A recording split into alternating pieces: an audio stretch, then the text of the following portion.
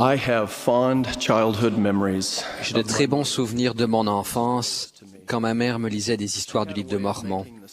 Elle avait le don de rendre vivants, dans ma jeune imagination, les épisodes scripturaires, et je ne doutais pas qu'elle avait le témoignage de la vérité de ce livre sacré. Je me rappelle particulièrement de sa description de la visite du Sauveur sur le continent américain après sa résurrection et de ses enseignements aux gens du pays d'abondance.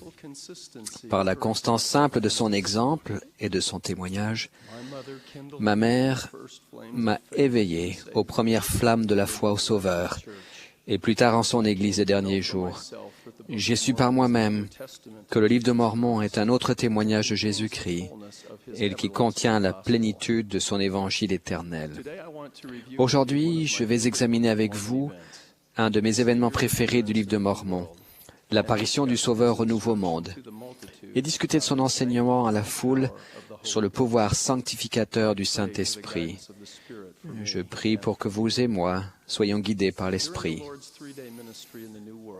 Au cours des 3 jours du ministère du Sauveur dans le Nouveau Monde, il a enseigné sa doctrine, donné l'autorité à ses disciples d'accomplir des ordonnances de la prêtrise, guéri les malades, prié pour les gens et béni avec amour les enfants.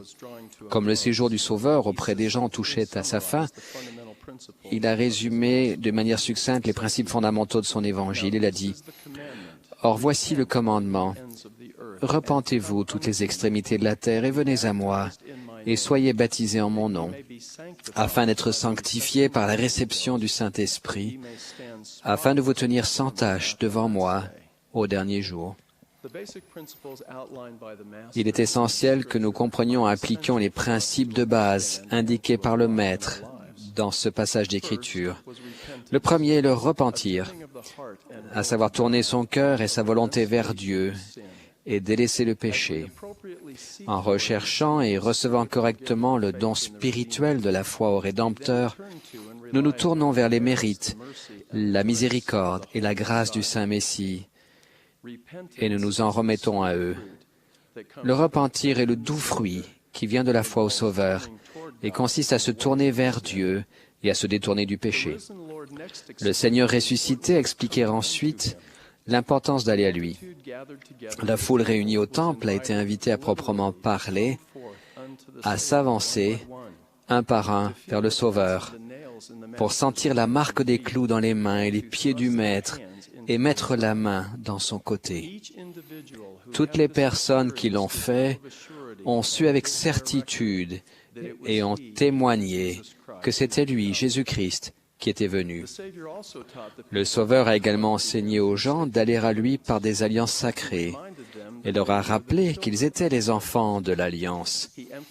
Il a souligné l'importance éternelle des ordonnances du baptême et de la réception du Saint-Esprit. De la même manière, on nous exhorte, vous et moi, à nous tourner vers le Christ, à apprendre de lui et aller à lui par les alliances et les ordonnances de son évangile rétabli. Si nous le faisons, nous apprendrons à le connaître tôt ou tard, au moment qui lui semble bon, à sa manière et selon sa volonté, comme l'ont fait les gens du pays d'abondance. Se repentir et aller au Christ par les alliances et les ordonnances du salut sont des conditions préalables et une préparation pour être sanctifié par la réception du Saint-Esprit et se tenir sans tache devant Dieu au dernier jour. Je veux à présent que nous nous concentrions sur l'influence sanctificatrice que peut avoir le Saint-Esprit sur nous. La porte du baptême conduit au chemin étroit et resserré et à se dépouiller de l'homme naturel et à devenir un saint par le sacrifice expiatoire du Christ le Seigneur. Le but de notre existence terrestre n'est pas juste de voir les paysages de la terre ou de consacrer notre temps à des occupations égoïstes, mais que nous marchions en nouveauté de vie pour être sanctifiés par le don de notre cœur à Dieu et que nous acquérions la pensée de Christ. Il nous est commandé de vivre de manière à ce que notre nature déchue soit changée par le pouvoir sanctificateur du Saint-Esprit. Marion G. Romney a enseigné que le baptême de feu par le Saint-Esprit nous convertit du charnel au spirituel. Il a ajouté, il nettoie, guérit et purifie l'âme. La foi au Seigneur Jésus-Christ, le repentir et le baptême par l'eau sont des préalables, mais le baptême par le feu est le couronnement. Sa réception signifie le lavement de nos vêtements dans le sang expiatoire de Jésus-Christ. Fin de citation. Par conséquent, si nous renaissons et nous efforçons d'avoir son esprit avec nous, le Saint-Esprit sanctifie et raffine notre âme comme par le feu. Un jour, nous nous tiendrons sans tache devant Dieu. L'Évangile de Jésus-Christ englobe bien plus qu'éviter, que surmonter le péché et les mauvaises influences et qu'en être purifié, mais implique aussi essentiellement de faire le bien, d'être bon et de s'améliorer. Nous repentir de nos péchés et rechercher le pardon sont une nécessité spirituelle, et nous devons toujours le faire. Cependant, la rémission des péchés n'est pas l'unique ni même l'ultime objectif de l'Évangile.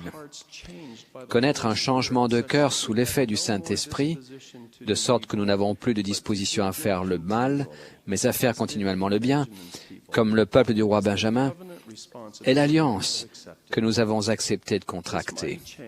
Ce grand changement n'est pas simplement le résultat de plus d'efforts ni de l'acquisition d'une plus grande discipline personnelle, mais il est la résultante d'un changement fondamental de nos désirs, de nos motivations et de notre nature, rendu possible par le sacrifice expiatoire du Christ, le Seigneur. Notre objectif spirituel est de vaincre le péché et le désir de péché, la contamination et la dictature du péché. Tout au long des siècles, les prophètes ont incité sur la double exigence, 1, d'éviter et de vaincre le mal, et 2, de faire le bien ou de devenir meilleur. Réfléchissez aux questions pénétrantes du psalmiste. Qui pourra monter à la montagne de l'Éternel? Qui s'élèvera jusqu'à son lieu saint? Celui qui a les mains innocentes et le cœur pur, celui qui ne livre pas son âme au mensonge et qui ne jure pas pour tromper. Mes frères et sœurs, il nous est possible d'avoir les mains propres, mais de ne pas avoir le cœur pur. Veuillez remarquer qu'il faut avoir les mains propres et le cœur pur pour monter à la montagne de l'Éternel et s'élever en son lieu saint. Nos mains sont rendues propres si nous nous dépouillons de l'homme naturel et si nous surmontons le mal et les mauvaises influences de notre vie par l'intermédiaire du sacrifice expiatoire du Sauveur. Notre cœur est rendu pur si nous recevons son pouvoir fortifiant pour faire le bien et nous améliorer.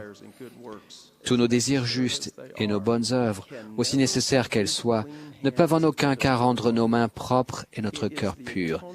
C'est le sacrifice expiatoire de Jésus-Christ qui apporte le pouvoir purificateur et rédempteur qui nous aide à surmonter les péchés et le pouvoir sanctificateur et réconfortant qui nous aide à devenir meilleurs que si nous nous appuyions uniquement sur notre propre force. Le sacrifice expiatoire infini est pour le pécheur et le saint qui sont en chacun d'en nous. Dans le livre de Mormon, nous trouvons les enseignements magistraux du roi Benjamin sur la mission et le sacrifice expiatoire de Jésus-Christ.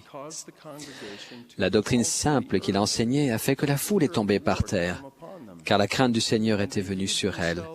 Et elle s'était vue dans son état charnel, encore moins que la poussière de la terre.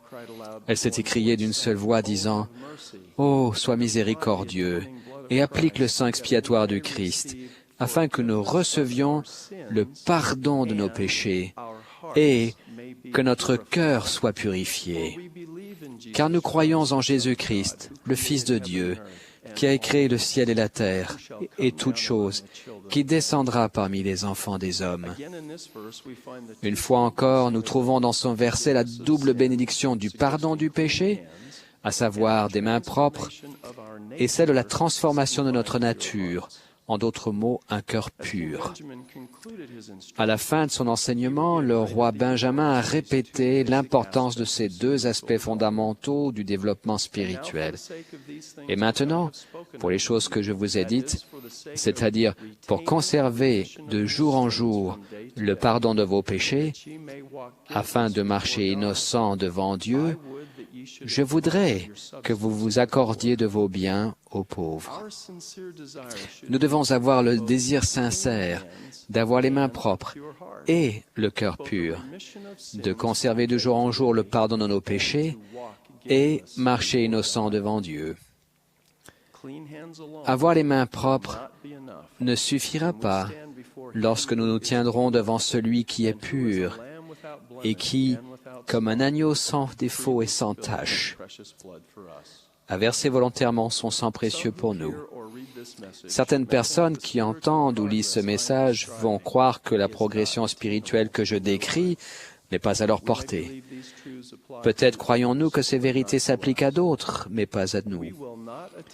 Nous n'atteindrons pas la perfection dans cette vie, mais nous pouvons et devons aller de l'avant avec foi au Christ, sur le chemin étroit et resserré, et faire des progrès constants vers notre destinée éternelle.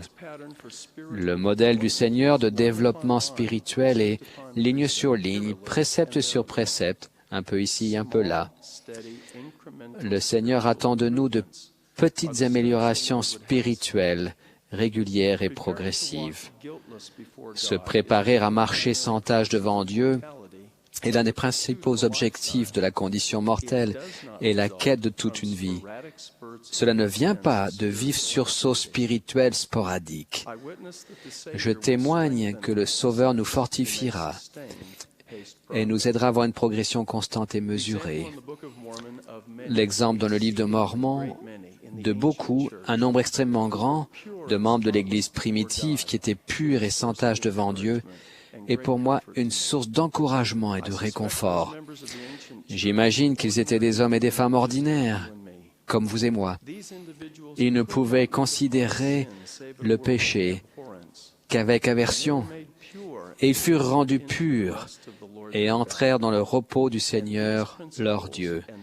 Et ces principes et ce processus de progression spirituelle s'appliquent aussi et toujours à chacun de nous.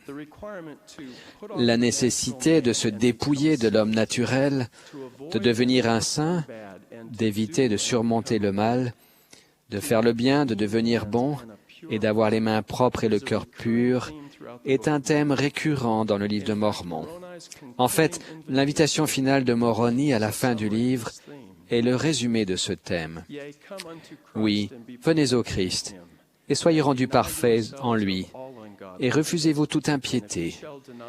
Et si vous vous refusez toute impiété et aimez Dieu de tout votre pouvoir, de toute votre pensée, de toute votre force, alors sa grâce vous suffit, afin que par sa grâce, vous soyez parfaits dans le Christ. Et en outre, si par la grâce de Dieu vous êtes parfaits dans le Christ et ne niez pas son pouvoir, alors vous êtes sanctifiés dans le Christ, par la grâce de Dieu, grâce à l'effusion du sang du Christ, qui est dans l'alliance du Père pour le pardon de vos péchés, afin que vous deveniez saints, sans tache. Puissions-nous, vous et moi, nous repentir d'un cœur sincère et aller vraiment au Christ. Je prie pour que nous recherchions par le sacrifice expiatoire du Sauveur à avoir les mains propres et le cœur pur, afin que nous devenions saints, sans tache. Je témoigne que Jésus-Christ est le Fils du Père éternel et notre Sauveur. Lui, qui est sans tache, nous rachète du péché et nous donne la force de faire le bien et de devenir meilleurs. J'en témoigne. Au nom sacré de Jésus-Christ. Amen.